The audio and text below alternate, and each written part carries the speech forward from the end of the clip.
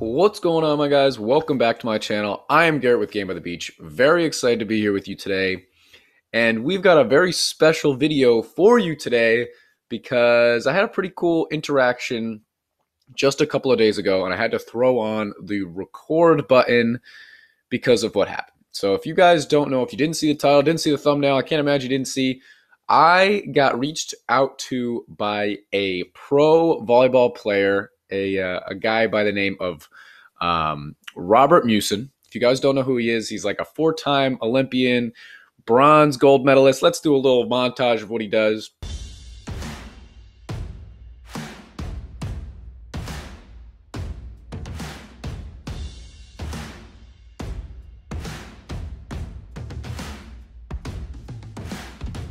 These guys on some relatively easy looking plays. Good read. Oh, what a put away!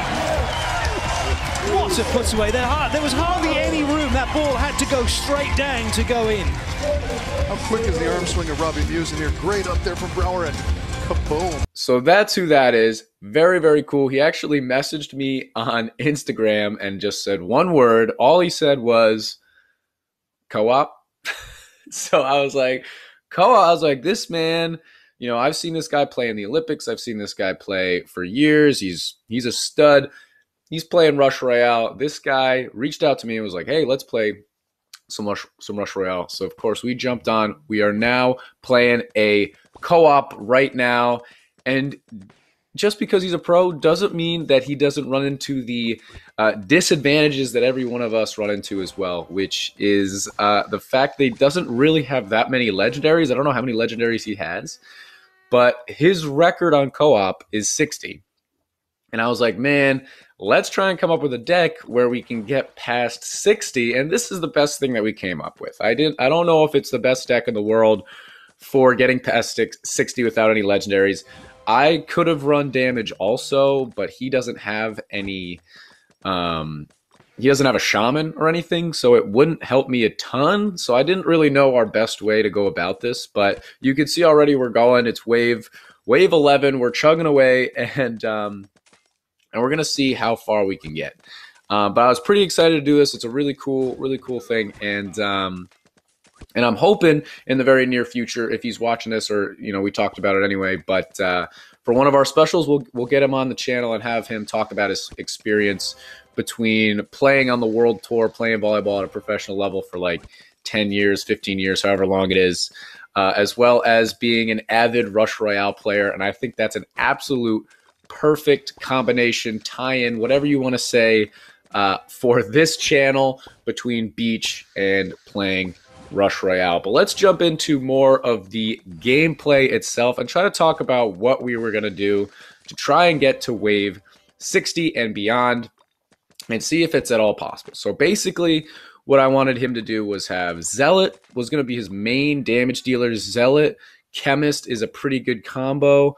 I didn't want to go towards Night Statue. I didn't want to go towards Grindstone, just because those fall off so hard as soon as you get to 60. So if you're going to go past 60, those aren't going to really work. So we threw Chemist in there just to add in damage. I threw Reaper in there for him to help take out the not mini bosses, take out any monsters but the bosses.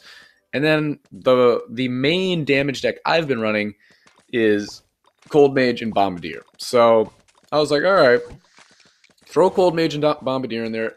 If anything, it'll give him time to take things out. So I'm just doing the typical, almost the typical spam deck here. Sometimes I run this Shaman deck with Reaper in it also. It just helps things go faster so he doesn't have to take out absolutely everybody.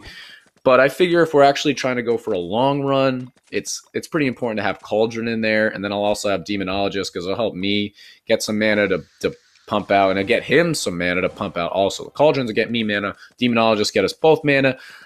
So I was hoping that would be pretty good. But you can already see his board is entirely full. At first, I was like, oh, maybe we shouldn't completely fill our board because that's what we usually do, right? We don't fill our board. We try to get everybody up to max as much as possible. If he has like 4 units or something, at least as like Demon Hunters or something. But then I was thinking, you know, it actually shouldn't matter if his board is full or not. Like if he has 1 max Cold Mage, 1 max Bombardier, 1 max Chemist, and then the rest of them are Reapers and Zealots, that would be best case. We didn't exactly get there. We got 3 Reapers. We've got a bunch of Zealots, so that's pretty good. I mean, his board looks pretty solid. It's 2-2-2, and then the rest are Zealots and Reapers.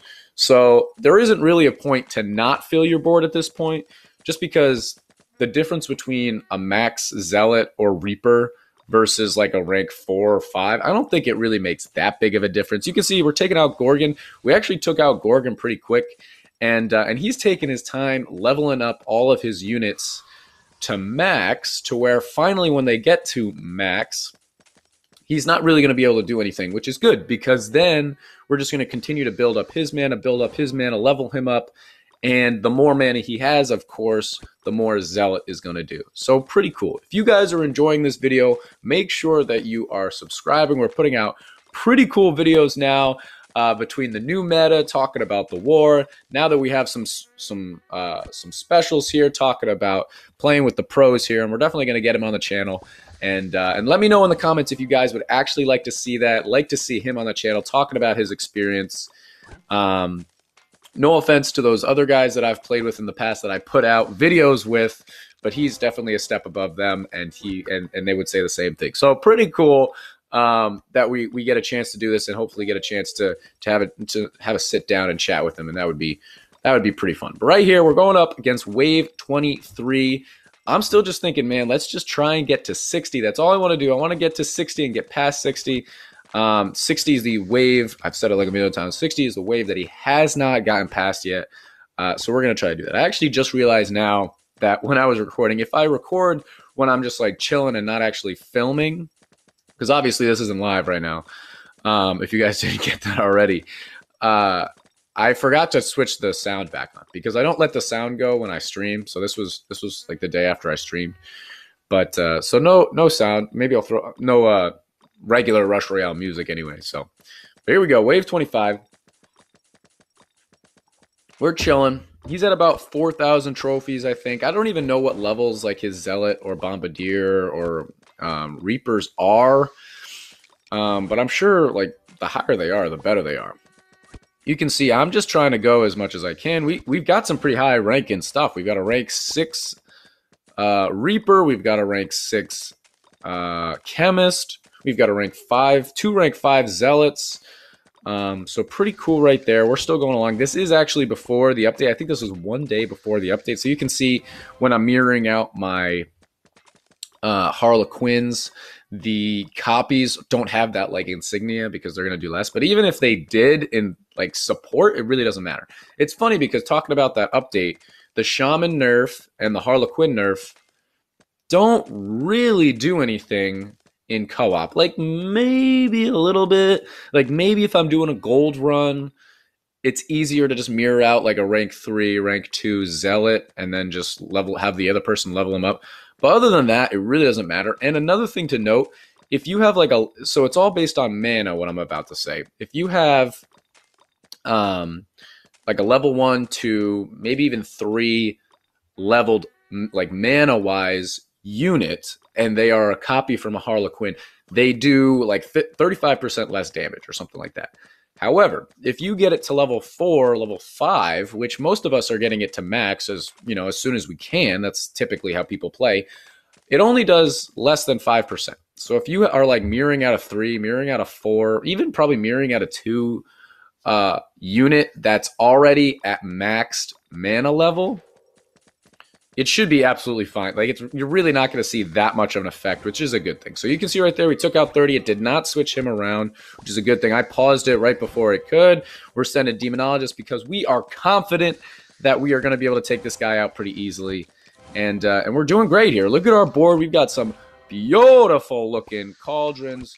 Oh, he could have merged out those 2 rank 6 chemists, but I don't think it makes a whole lot of sense. So the only thing that's not maxed for him now is his Cold Mage, so he's going to be getting on that pretty soon, I assume. And after that, it's just going to be pure pure profit of mana all the way to get Zealot. So there you go. So Cold Mage is now maxed. It took him 1 millisecond. Those are those pro-level volleyball reflexes right there, fast twitch muscles. And now when he does nothing, we're just going to continue to benefit and benefit and benefit from us. But I'm really curious to hear from you guys in the comments. What do you think the best deck to get past 60 would be for a free-to-play player, or a free-to-play for one free-to-play player? I don't even know. Maybe we should just say a free-to-play damage deck, because obviously I could have put whatever deck together I want, but without Shaman firing at me, is there really... I could have done a Zealot deck. I mean, you don't really want Demon Hunter unless it's maxed, right? So I don't really know what the point would be.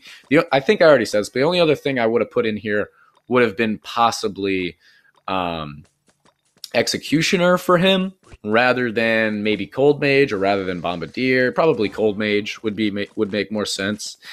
I'm hitting him with a Vampire Clappy. So I wasn't really sure. This is the deck we put together with our hopes of whatever, and maybe it really is just card levels. Maybe this deck would work to get past 60, 65, 70, dependent on like if your card levels are pretty good and they're not legendary. But I'd be interested to see, and I can definitely try some things out if you guys would be interested. If you guys don't know that answer and you would like to know that answer, let me know in the comments too, because I can keep trying to figure that out. We do plenty of free-to-play PvP decks, so we might as well also do free-to-play co-op decks. It's only fair, we don't want to let them down. Co-op is just as important. And before I forget, let's also talk about Clan Wars briefly. We finished our another Clan Wars. So I guess Clan Wars have two parts. Okay, we're still trying to figure it out, right? They have two parts, and we are now on the second Clan War. On the first part, we just finished the first part, and it's really tough, guys. It's really tough. Time zones alone make it really difficult. I'm curious if any of us who are in the US are having difficulties with Clan Wars, purely because people finish them up. For my time zone, people finish up the first part before 5 a.m. my time. Like, I'm not usually up before 5 a.m. I actually was up this past battle this past Clan War, because I wanted to get up and try my best to help my team. But I'm curious what you guys think, because it seems a little bit odd. I wonder if it should be more basis on results rather than so we're always trying to get to 10,000 Rush Royale tokens, right? So it's a race to 10,000 tokens. I'm wondering, rather than a race in terms of time, it should be a race in terms of participation. You need, you know what I mean? If they get to 10,000 tokens first, we have 5 days to finish this Clan War. So shouldn't the person who comes in first just be the team that gets the most points over the span of 5 days? I think that would make a lot of sense. So take out the time aspect, because it's an international game, worldwide game. It's really hard to have one time a race that always starts at midnight or something like that for our time, and it starts at 5 p.m. for somebody else. I think it would make more sense, would be more fair, for it to rather it be a race time-wise, but be a race to the highest possible Rush Royale tokens that you can get as a team, and that team will come in first. Let me know what you guys think. We have pulled it out once with the Clan War, taken a dub, and it was awesome. It was really cool, but it's really tricky. So I'm curious to see what your thoughts on that is. I'm still absolutely loving Clan War. I love the different game modes. They're all crazy. They had one of merging randomly. They've got one that shamans come down and level your stuff up randomly. They've got the cursed square one. I'm laughing at them. I don't know why. Where if you leave a unit in that square for too long, it takes away the unit. Really cool. And if you guys haven't experienced any of these clans, or didn't even know we had clans, check out Beach Bums clans. Okay, I've got 7 clans, 6 clans right now. Check us out on Discord. Everyone who's involved in our clans are active, and they're amazing. They're all terrific. They work super hard. But we got Beach Bums, Beach Buddies. We've got Beach Bods. We've got Bums in Paradise. We've got a number. We must have more, but we have a number of them. If I'm forgetting any of them, post them in the comments below. And here we go, guys. We're at wave 45. We're still chugging along here. So far, so good. Yeah, if you're looking now, he's really not killing things all that quickly. He did actually merge out a little bit. I don't know how exactly, but we now have one Bombardier. So he merged out, I guess we had 3 at one point maybe. So he merged out one Bombardier, and we now have a rank 1 Reaper, which I don't really, that's fine. I'll take 4 Reapers and 1, 2, 3, 4, 5, 6 Zealots. That's a pretty good ratio, you know? And we're still chugging along here. Hope everybody is having a fantastic morning today. We're out here chilling, having some coffee, looking over some gameplay, seeing if I could have done anything differently. I'm at 21,000 mana. I get this question a lot. Why do I why do I save so much mana when I'm playing co-op? So I always answer you guys' questions in the comments, but the reason I do that is specifically for Tribunal. So you'll see if we were running against, it actually matters less in this game, perhaps, but if we were running like he had Demon Hunter and that was the focal point of our damage output, we always are trying to get that Demon Hunter to max, okay? So every time we run into Tribunal, which is at 50, 70, I forget what else, 92, or I don't know, something crazy, 82, 90, I don't know. But every time we run into Tribunal, it's going to rank down his units. So the difference between a max Demon Hunter and a rank 6 Demon Hunter is astronomical. It's a humongous difference. Okay, the max Demon Hunter comes down, swipes mad slow, and takes out bosses. It does like millions of damage in one hit. Where the rank 6 is like shooting everybody. You know, it's like it's all split into like different damage, and then I guess that all combines into one, and that's what the max does. So here we go. Ranks down, Tribunal hits his board. Look at how bad it hit his board. So now I'm going to use I had like 27,000 mana. Just got hit by Tribunal. We're now going to send all the shamans I can his way as fast as I can. I didn't stop my Tribunal because it really doesn't matter with Tribunal which one you take out first. It's not going to hit him anymore, you know? So we're just going to keep on going, you know? So we got 23. We're going through. I'm trying not to spam Demonologists. He's giving me a thumbs up. Thank you, sir. And it should be absolutely fine. But we're going to pause it too. Oh, wave 50.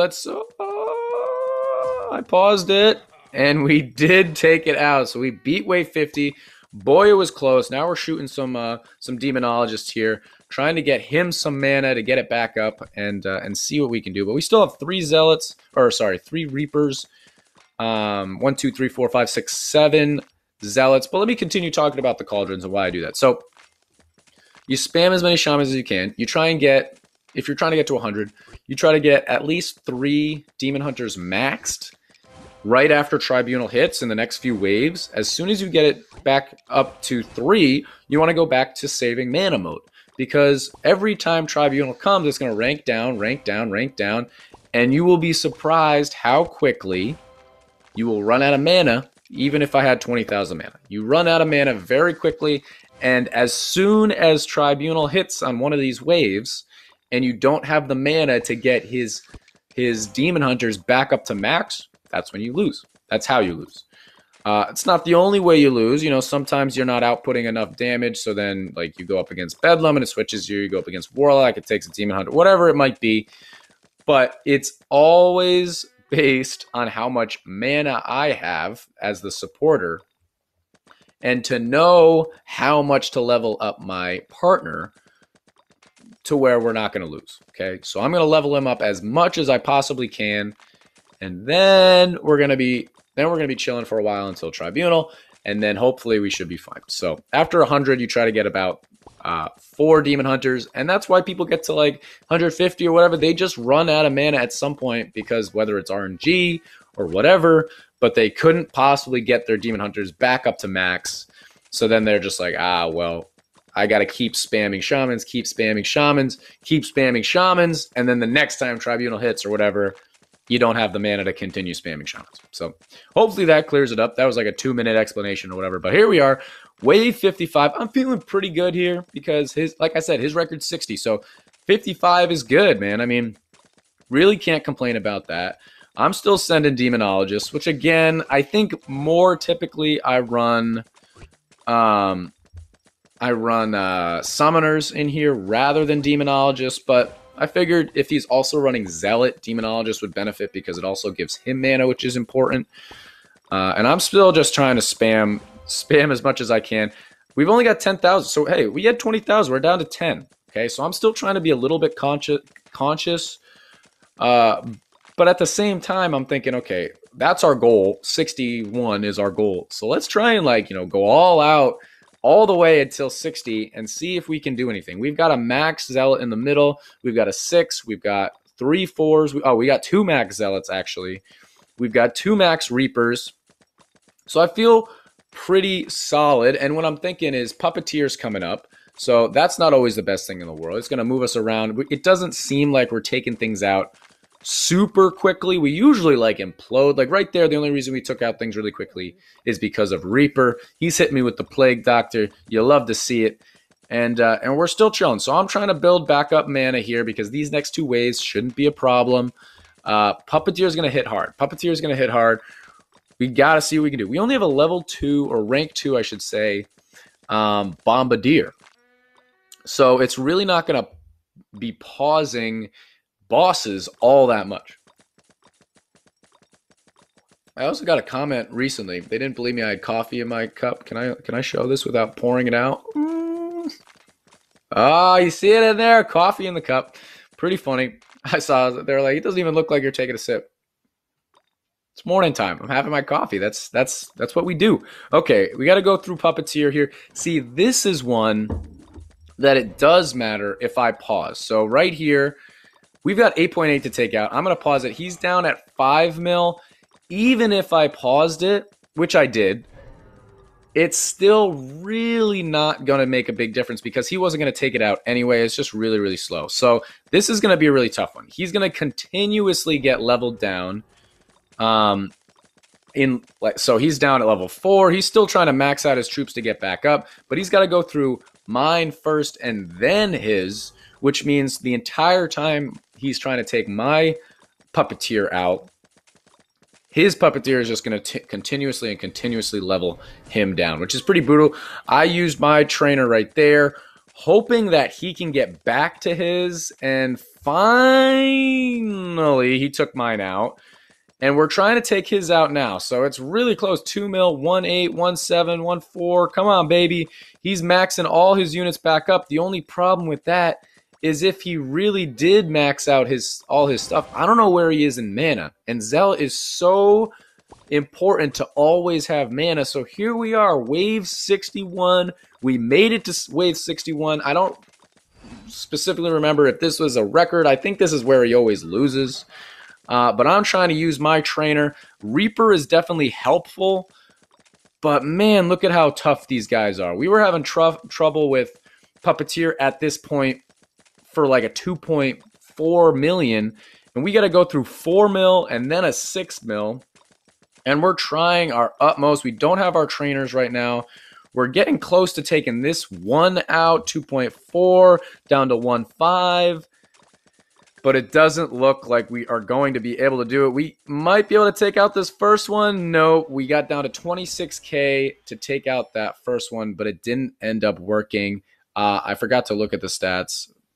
Oh, there we go. So level 8 Zealot, level 9 Reaper, level 10 Chemist, 9 Bombardier, and 9 Cold Mage. So Zealot was a little under leveled. That was a pretty big deal. I think mine's level 11. His is only level 8. But we did make it to 61.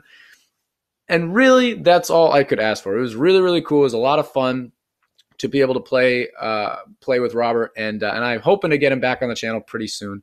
But that's going to be the end of this YouTube video, guys. Let me know what you think for a co-op deck that would be free to play, and let me know if you would like to see him on the channel talking about his experience playing Rush Royale and in volleyball. And I will check you guys out in tomorrow's video.